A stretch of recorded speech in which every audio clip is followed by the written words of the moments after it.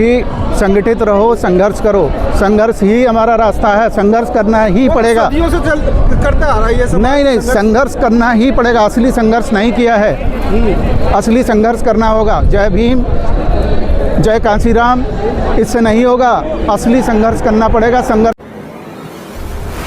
Sir, आज़ाद समाज party आपने join की है और आज ये सुनने में आ रहा है कि कुछ बाहरी तत्व, अराजक तत्व आपके प्रोटेस्ट में घुस आए और उन्होंने यहाँ पर आकर बदतमीजी की। भीम सैनिकों ने उनको भगाने का काम किया, लेकिन वो लगातार कोशिश कर रहे हैं कि इस आंदोलन को ख़राब कर दें। देखिए, जो मेरा नाम विक्रम सिंह है और मैं मिशन 78 कांशीराम में मंडल प्रभारी अलीगढ़ हूँ जी। मैं जब यहाँ आया तो मैंने भी सुना था कि किसी के साथ जो है कहासुनी हुई है, लेकिन वो मैंने प्रत्यक्ष रूप से देखा नहीं। उन लोगों ने प्रयास किया कि किसी तरह से प्रोग्राम को बदनाम किया जाए।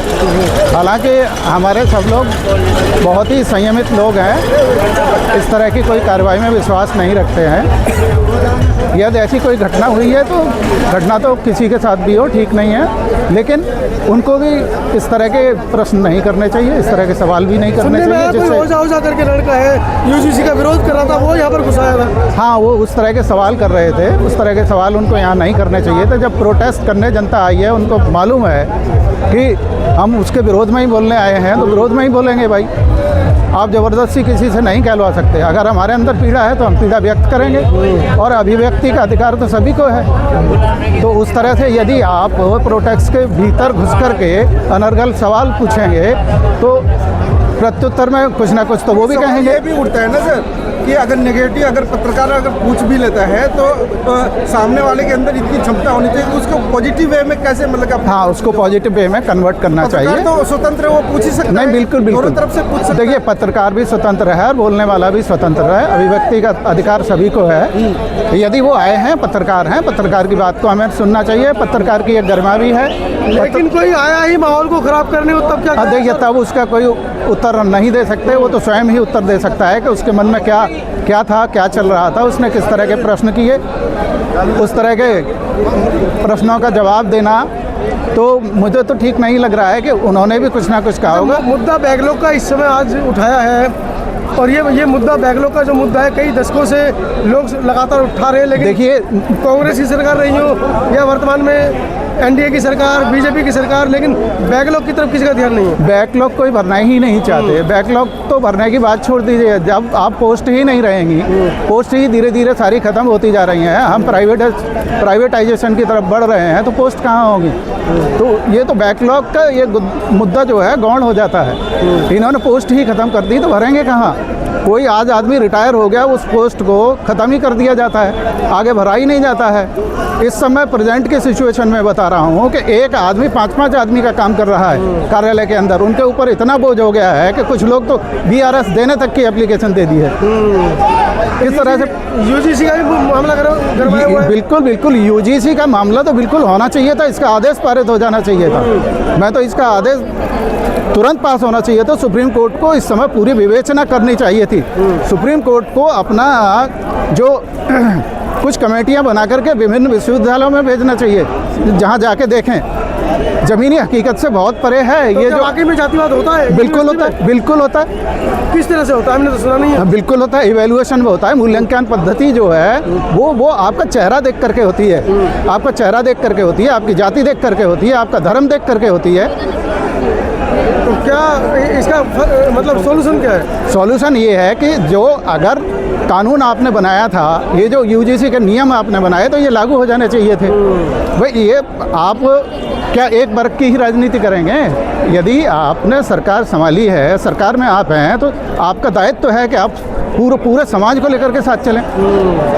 एक विशेष वर्ग को प्रतिनिधित्व देना तो आपका काम नहीं है। तो विशेष वर्ग तो इतना डर गया कि वो सड़कों पे आ गया।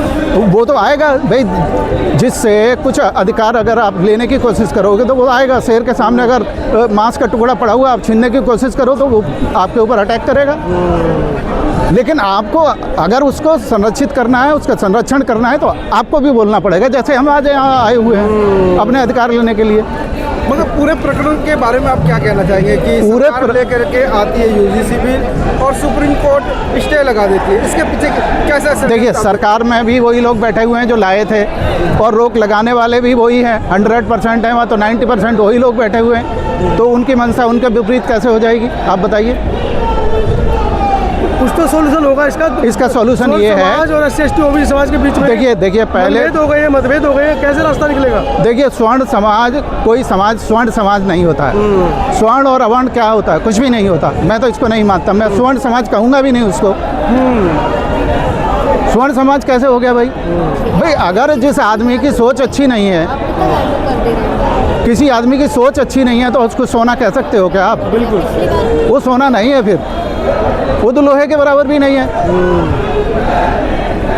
उसको स्वर्ण समाज कहना बंद कर दीजिए आप। तो कहीं तो कुछ तो हल निकलेगा बीच में दोनों। हाँ, हल ये निकलेगा कि हमें जातिगत आधार पे, धार्मिक आधार पे, इस आधार पे कम नहीं आंका जाए, हमारा मूल्यांकन कम नहीं किया जाए। हमारे उसमें एक से एक प्रतिभाशाली लोग रखे हुए, एक से एक प्रतिभाशाली लोग अब निकल रहे हैं। ऐसा नहीं है। हमारे बच्चे 96%, 97% मार्क्स लाते हैं, और वही जब परीक्षा में जाते हैं, एंट्रेंस टेस्ट होता है, तो वहाँ जा कर के जो है वो फिर इतने नीचे कैसे आ जाते हैं अचानक। जो बच्चा क्लास में फर्स्ट आ रहा हो हमेशा, जहाँ जो जनरल कास्ट के बच्चे भी पढ़ते हैं, वहाँ SC/ST बच्चे भी पढ़ते हैं, और उनमें से भी वो फर्स्ट आता है। लेकिन प्रैक्टिकल के मार्क्स उठा के देख लीजिए आप, प्रयोगात्मक परीक्षा के मार्क्स उठा के देख लीजिए आप, कि हमारे बच्चों के आपको नंबर कम मिलेंगे, चाहे वो क्लास में फर्स्ट ही क्यों ना आए। वो तो आरक्षण के ऊपर ठिकरा फोड़ रहे हैं कि आप लोग आरक्षण की वजह से आगे बढ़ रहे हो, तो मुझे कोई खत्म होना चाहिए। तो हमारे ऐसे भी तो बच्चे हैं जो 96% और 98% ला रहे हैं, उनके बारे में क्या कहना? 48% वाला कह देता है तू भी आरक्षण से आया, क्यों कह रहे हो भाई? हैं? या तो तुम उतने मार्क्स ले आओ तब कहना। नहीं, उनका सवाल है कि आरक्षण छोड़ देना चाहिए या रहना चाहिए। जो सक्षम लोग हैं, आरक्षण उनको छोड़ देना चाहिए या उनको अगर सक्षम है तो उनको छोड़ देना चाहिए। हमारे ही लोगों को फायदा होगा, हमारे ही लोगों को फायदा होगा। अगर हमारे सक्षम वाले लोग छोड़ देंगे ना इसको, तो हमारे जो गरीब भाई हैं उनको फायदा होगा। तो अगली पीढ़ी वाले फिर परेशान होंगे अगर छोड़ देंगे तो? अगली पीढ़ी वाले नहीं परेशान होंगे उतने ज़्यादा। हमारे आपको क्या लगता है आरक्षण से लोग इतने सक्षम हो गए हैं? अभी सक्षम नहीं हुए। नौकरी लगी, मकान बनाया, बच्चे पाले, वो कहाँ सक्षम हुए? 1% लोग सक्षम हुए हैं। 1% भी हमें दिखते नहीं। 1% भी नहीं है अभी तक जी। 1% भी सक्षम नहीं हुए हैं, और 1% भी हुए हैं तो मर रहे सारी जिंदगी, उनके साथ भी जातिगत भेदभाव हो रहा है। तो अभी हमारे लोग बोलते नहीं हैं, चुप रहते हैं, गूंगे हो गए हैं इतने दिनों से। इतने 5000 साल से इनको दबा के रखा गया है, बेचारे बोल नहीं पाते हैं। और जो बोलने लगे हैं उनको या तो हटा दिया जाएगा, आप इनसे मत बोलिए, इनको मत कहिए कुछ। क्यों नहीं बोलेंगे भाई? सवाल ये भी उठ रहा है कि आप लोग आंदोलित तो होते हैं, सड़कों पर उतर जाते हैं, मगर आपकी मानी नहीं जाती है। उसका क्या रास्ता आप लोगों के पास है? रास्ता देखिए 1920 के बाद हमेशा बाबा साहब ने ये कहा था कि संगठित रहो, संघर्ष करो। संघर्ष ही हमारा रास्ता है, संघर्ष करना ही पड़ेगा। सदियों से करता आ रहा है ये सब। नहीं, संघर्ष करना ही पड़ेगा। असली संघर्ष नहीं किया है, असली संघर्ष करना होगा। जय भीम, जय कांसीराम, इससे नहीं होगा। असली संघर्ष करना पड़ेगा। संघर्ष करने का टाइम आ चुका है। पड़ोसी देश छोटा सा नेपाल एक झटके में बदल दिया।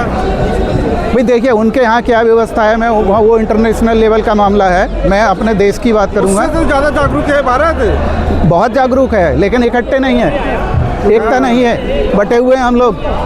हमेशा मैं जब भी अपना वक्तव्य देता हूँ हमेशा कहता हूँ कि एक रहो, एक रहो, एक रहो, लेकिन इस पर कोई ध्यान नहीं दे रहा है। हम लोग जाति उसमें बटे हुए हैं। ये एक षड्यंत्र के तहत हमको बांटा गया था। वो तो बहुत पहले योगी जी ने बोल दिया था कि एक रहो, कटोगे तो बटोगे, कटोगे तो बटोगे। उनका दूसरे संदर्भ में था, मैं अपने समाज के संदर्भ में बोल रहा हूँ। उनका संदर्भ दूसरा था, उनका संदर्भ तो ये वाला है जो विरोध हो रहा है। चलिए, अब ऐसा आपके सामने एक ऐसा बिल पारित होने जा रहा है या नहीं हुआ है? अगर नहीं होगा तो फिर क्या करेंगे? देखिए, हमें हाथ पे हाथ धर के तो नहीं बैठेंगे। संघर्ष ही एक रास्ता है और संघर्ष से ही रास्ता बटे निकलेगा। हुए ना, कई संगठनों में बटे हुए। एक करने का प्रयास करेंगे। वो तो सदियों से एक हो रहे हो, बाबा साहब ने भी कहा था संगठित रहो। हम पैदा करेंगे ना, हम निकल पड़े हैं तो पैदा करेंगे। आप विकल्प लेकर आ रहे हैं या बिल्कुल। क्या? देखिए विकल्प तो तैयार है, विकल्प आ चुका है। उस विकल्प की वजह से आज यहाँ इतनी भीड़ है। वही एक विकल्प है, एकमात्र विकल्प है जिसके लिए हम आज यहाँ आए हैं। अरे भैया, ये आप लोग आंदोलन करते हो तो ये देख रहे हो पीछे फोर्स लग जाती है। देखिए फोर्स का काम फोर्स करेगा। अगर वो लोग लगते हैं तो कोई फोर्स नजर नहीं आती देखिए है। हम संवैधानिक लोग दोनों तरफ हैं। से आप लोग पिटाई खा रहे हो। नहीं नहीं, ऐसा नहीं है कि ये भी हमें ऐसे मार डालेंगे, ऐसे थोड़ा ही है। और ना ही हम इनसे डरने वाले।